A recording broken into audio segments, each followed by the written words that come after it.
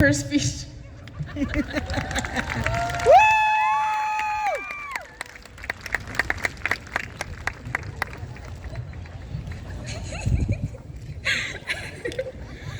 morning, everyone. Good morning. Oh, hey. I thought school being over meant turning off my alarms, but then they decided to make us graduate at 8 o'clock in the morning. When I was told I was salutatorian, Mr. Murgo told me that I could write whatever I wanted, and then Ms. Southall told me that that's not exactly true. Graduate speeches have a format and a prompt like any other essay. You have an introduction where you thank your family and your friends and your teachers, your body paragraphs where you answer the prompt that they provide you with, and then the conclusion where you're meant to inspire the crowd before turning them over to the next speaker. It's a weird process to write one of these speeches. You spend all year trying to make it on top of the stage, and then you make it, and you spend the next few weeks kind of dreading it. There's a lot of eyes on me right now, and on all of us.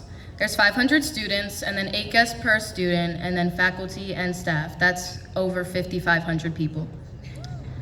You could imagine that I'm nervous, but there are a few things easing those nerves right now. First, my nerves are eased by my family. My dad, Eric Pacheco, is an electrician. He works nights, and despite the toll that it takes on him, he finds time to maintain his YouTube channel. It's union-minded. You should subscribe. He's the most energetic person I've ever met, and he makes me feel like my accomplishments are larger than life. My mom, Jessica Pacheco, is a phenomenal teacher. No one tells you that teachers don't get breaks, working weekends, holidays, and summers the whole time preparing for the next year. Being a teacher is probably one of the most draining jobs out there. Lots of you can imagine working with hundreds of people every day, and lots of you already do that. But can you imagine having to stay G-rated the entire time like Mickey Mouse? Despite how draining it is, she's taught me to work hard and with confidence to fight for the things that I want no matter what. My little sister Ariana and my brother EJ are hands down my best friends.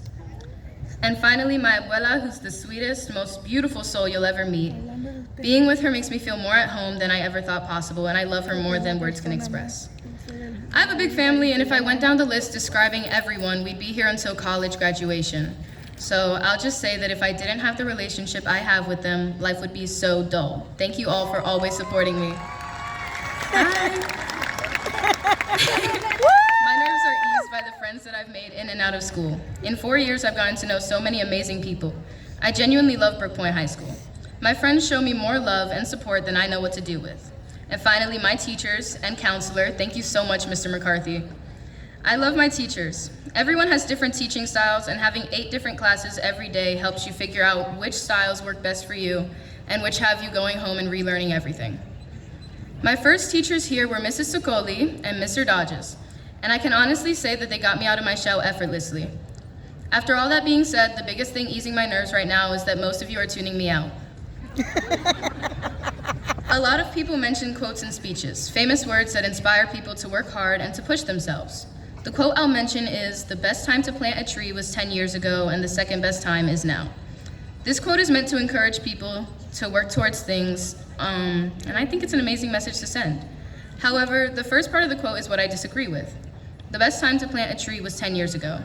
Half of the quote is spent telling you what you should have done and that you should have worked harder, but I guess you can still do it. The quote harps on the past and the shoulda, coulda, woulda side of things. The truth is that the best time to start anything is now. It's truly never too late to work towards your goals. Things seem unreachable because we set impossibly large goals for ourselves. For example, if your goal is to go D1 and you've never even held a football, it seems impossible. That's because your plan only has one step, and it's to accomplish your goal. Instead, break down the goal into small achievements, bite-sized pieces that will guide you to success. Do your research and train yourself. These steps seem small, but they're the best way to reach what you deserve. Everyone has goals and aspirations, and so many people let go of them because they seem unattainable. Our lives are really starting now. 80 years on this earth cannot be spent wishing that you had worked towards your passion. Explore different paths until you find what you love. Pursue that path like you can't live without it. Become whatever it is you want as long as it's what you want, because this is your life and you can't live it for anyone else but yourself. Right now, there's a lot of different feelings going around. A lot of people are gonna cry today, some tears of sadness and some of joy, but they'll be tears all the same. Accomplishing goals is easier done when you know you're supported. Looking around, we're all very different from one another. We're all wearing a cap and a gown, but what we're feeling is all different. What is the same is that we're all souls and bodies going through the same things at different times. Maybe you just got past your lowest point, but someone in the stands is entering it. We all go through loss and gain, and although we can't control when it happens, we can control how we handle it. That's why I think it's important to smile. Change is inevitable, it creeps up on you, and with that said, the big takeaway is to be the reason that people look back on their day fondly, the reason that people smile. Life is tough, and there's no reason that anyone should go through it feeling alone, because you're not. Life doesn't end here, it begins, and I'm so proud to be a part of the class of 2025, and I can't wait to see what everyone else goes on to do. Congratulations, y'all.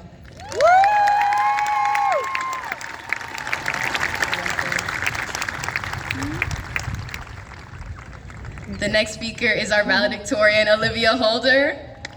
Yo la llamo ahorita, mami.